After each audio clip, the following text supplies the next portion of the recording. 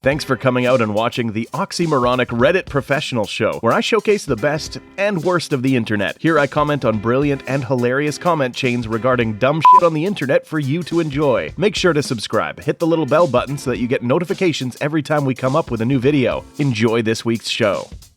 Can someone explain 401k to me? Absolutely. Beginning saving for retirement, though a long way off, would help you get to that point potentially years earlier, by beginning now. The effect of compound earnings can be fantastic for someone like you. Forget the tax benefits, by reducing your W-2 amount reported to the IRS by the amount you contribute. Forget the added benefit of any amount the employer might put in as well, match, which not all employers do. Just the idea of saving early, investing in a broad range of things inside of that 401k, and enjoying the growth that will happen over the next 10, 20, 30, or more years.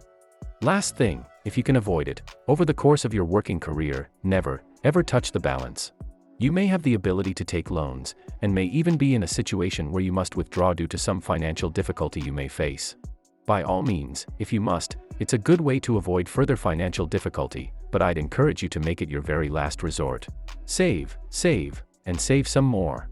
Years of doing this, and it might not be as many as you fear, will be one of the greatest benefits you ever give yourself. And, when you change jobs in your future, always roll it with you. No tax consequences if you do a simple rollover to the new plan, or to an IRA. Thanks for this explanation. One quick question. Why should you always roll over your previous job's 401k into your new one? Is there any harm to just leaving my previous job's 401k separate, and having multiple accounts moving forward? Good question. Rolling over assets from past employer to current employer allows you to continue to manage all of your money more simplistically, so you're not having to keep up with potentially two different plans, their record keepers' unique processes, login information, investment lineups, costs, so on and so forth. Some plans shift higher expenses to former employees than current ones, as well, and this is allowed. Granted, we may only be talking about a few dollars, but it could be more than that. I think you will find that it's easier to properly allocate your investments inside of one account, as well. For example, you start an account now, it's allocated fairly aggressively due to your age, tolerance for risk, etc. Well, as you age, that changes. But your account at the old employer may not be structured to do that. Anyways, I'm bringing up a lot of deep in the weeds stuff here. I'd link something to assist you, but have to be careful, as I work in the industry, and for a major player in that industry, so I have rules I have to follow. Super simple summary. If you contribute 5% of your pay to your 401k, your employer will put in half as much as you, amount equal to 2.5% of your pay, as well. If you made $100,000 a year, to make numbers easier, that means you would put $5,000 in and your employer would put in $2,500. So at the end of the year, you have $7,500 in your 401k, and you would have $95,000 in pay on your paychecks. Not entirely true because insurance, taxes, etc., but we can ignore that for now. Now the other factor to look at is vesting. Vesting refers to how much of your employer's contributions are truly yours. It says there that employer contributions are vested 25% each year of service. What that means is if you work 1 year, then leave, you only get 25% of the money your employer contributed. This is done in part to encourage people to stay in one job for several years. With the above example, it would mean you would get $625 of the $2,500 your employer put in, so the total value of your 401k would be $5,625. If you left after 2 years, you would get half of what your employer contributed, so $2,500. Remember, it's now been 2 years, so you've contributed $10,000 and your employer has put in $5,000. So the value of your 401k would be $12,500. After 3 years, you'd get 75% of the employer contributions, which would be $5,625, 75% of $7,500. The total value of your 401k would then be $20,625, $15,000 from you, $5,625 from the employer contributions. After 4 years, you get everything the employer has put in. So leaving at 4 years means you'd get $10,000 from the employer in addition to the $20,000 you would have contributed yourself, $5,000 per year for 4 years. The bottom line is it's always a good idea to save for retirement early in life. Taking advantage of a 401k can be a good thing because it gives you free money from your employer contributing, and you don't pay taxes on the money you put away right now. Again, as a person who is not a financial advisor, I would generally say yes, take advantage of the 401k and contribute at least 5%, the smallest amount you contribute that gets the maximum from your employer. Even if you do leave before it's fully vested, you've got some amount of money they put in that you keep. Put another way, make contributions at 5% of your salary and they essentially give you a 2.5% raise, which is contributed to your 401k. Would you willingly turn down a 2.5% raise? No, that's why people say it's free money. If when you leave the company, you get to take the contributions and their match with you, assuming you are fully vested, which happens after 4 years according to what you shared. Just to add on to this 50% match is pretty middle of the road for a 401k, certainly not bad and worth taking advantage of. Keep an eye out on future 401k proposals, though. My current company did a bait and switch on me. My prior company did a 100% match up to 5% of my income, and when I was talking with my current employer they said, oh yes, we match 5% too. They only match 5% of my investment. I put in $100, they put in $5. Ugh. If I hadn't gotten such a huge raise for switching companies, I very well might have left because of that difference. I just learned about my company's 401k system and wasn't impressed when I heard they don't do any matching, but then I learned they do contribute to your 401k, based on annual profit, up to 20% of your salary, which is mind-boggling. Edit.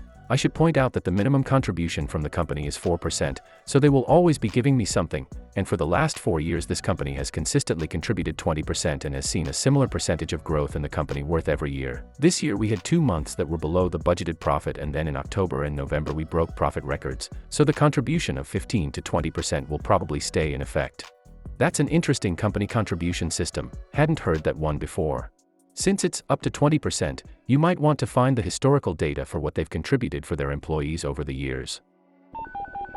I work in HR for a company that matches like yours does, except it's 10%. The company owners didn't understand what match meant when they initially set up the plan and now refuse to change it since it would cost them a lot of money. I have to explain very clearly to new employees how the match works and how it's 10% of each dollar you put into the 401k, not your salary. It is incredibly frustrating.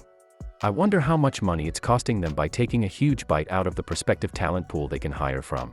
Even if your company offered me a huge increase as an offer, knowing that they have such a terrible 401k match would nearly certainly cause me to decline an offer, because if they cheap out there, it's a huge signal to me that they are a terrible employer. This sounds like they set up a safe harbor plan. Believe me when I tell you the owners use this to their full advantage to sock away a lot of money tax deferred. It is very common in medical doctors' offices. The tax laws allow you as the owner, plus some select subset of employees, usually you pick the lowest paid ones, to put away a huge percentage of their salary at the end of the year in profit sharing, while guaranteeing everyone else some basic amount like you see of 4%, plus some smaller amount of profit. That has potential. Depending on how well the company has done historically, it might be worthwhile. My current employer does a decent match. If I remember the details properly, they match 100% up to 6%, but there's a secondary pension account where they just contribute a blind 3%. I started off at 6% contribution and every year, I bump it up around the time of my annual raise. That way, my contributions are higher every year, but I don't notice because my paychecks are higher every year too. I plan to keep increasing until I get to about 20% going into my 401k. Is it true that you need to stay with the company for at least years before you can legitimize your 401k? I was told that if I leave the company early, they would not reimburse the contributions or something like that. Also, how is this different from Roth IRA? A vesting schedule can be set by your employer. It only applies to the free money your employer matched with, so they are only spending their incentive on long-term employees. It is usually something like, if you stay with the company at least a year, you get to keep half the free money. After 2 years, all the free money will stay with you. Your own contributions are always yours no matter what.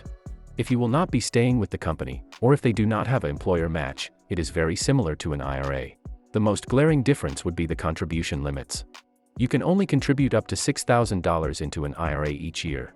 A 401k will let you invest up to $19,500 of your own earnings, with possible employer match on top. If you can only afford $6,000 per year or less to invest for your retirement, and your employer does not match, add free money, then you may as well stick to the IRA. Hopefully, you can do more in the future though, because $6,000 per year is not going to get you where you want to go. Everyone seems to be talking about the match, but here's what a 401k actually is. It's known as a tax-advantaged account. Basically, when you put money into your 401k, now, you pay no taxes in it. It's taken out of your paycheck before taxes are calculated. Eventually you do need to pay taxes on the money. But you pay the taxes when you withdraw it. At that point you should be retired, and your income will be little to none, so your tax bracket will be lower, and you pay less in taxes. Win. The other thing that it does is lower your tax obligation now. If you make $50,000 this year, you pay $50,000 worth of taxes. But if you make $50,000 and put $5,000 into your 401k, pre-tax, you'll only pay $45,000 worth of taxes this year. The last part is what everyone else is hitting on, the employer match. Basically, for any amount of money that you contribute to the 401k, up to 5% of your salary, your employer will put in an additional 50%, so for every $1 you contribute, $1.50 goes into your account. You can't access the money now, but it helps you save for the future. As a general rule of thumb, always contribute at least an equivalent amount to how much your employer will match. Ideally, you want to save 10 to 15% of your income annually for retirement, but getting the match is at least a good start. I see a lot of people telling you to do it, and I agree, but you might be confused as to what it actually is. A 401k is a bucket of money that the IRS treats differently. You already have buckets of money: a checking account, a savings account, cash in your wallet, a mutual fund, a Bitcoin wallet. 5 different buckets. The thing is, when you are paid from your employer, the IRS takes some of your money before you can put that money into one of those 5 buckets.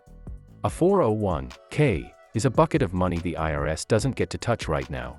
They will later, much later, but hopefully by then it will have grown so much that it won't matter so much. It gets its name from the part of the tax code that defines what it is and how it works. But we just call it a 401k account.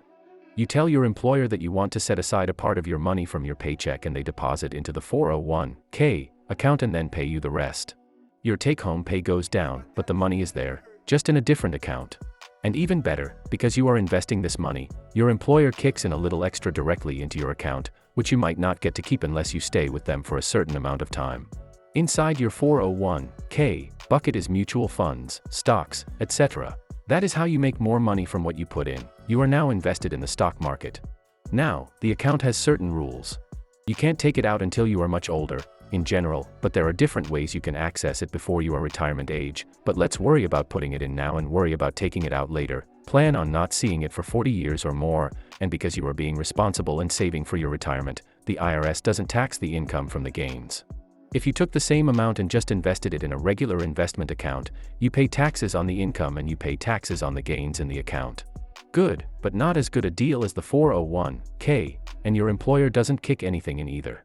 Everyone else has really good advice, but honestly, some people just like talking about financial rules. That's a little over your head at the moment, but don't worry. Talk to your HR department or whoever is in charge of the 401k program, and let them help you. Ask questions. They will probably be very happy that someone young is taking advantage. Then, no matter what job you are at, invest in the 401k. That's just a thing you do now. You brush your teeth every day and invest in your 401k. Good luck. If you enjoyed this week's effective way to waste time, hit that like button and subscribe for more content like this. If you are enjoying the series, leave me a comment below. A special shout out to the content creators. You frickin' rock.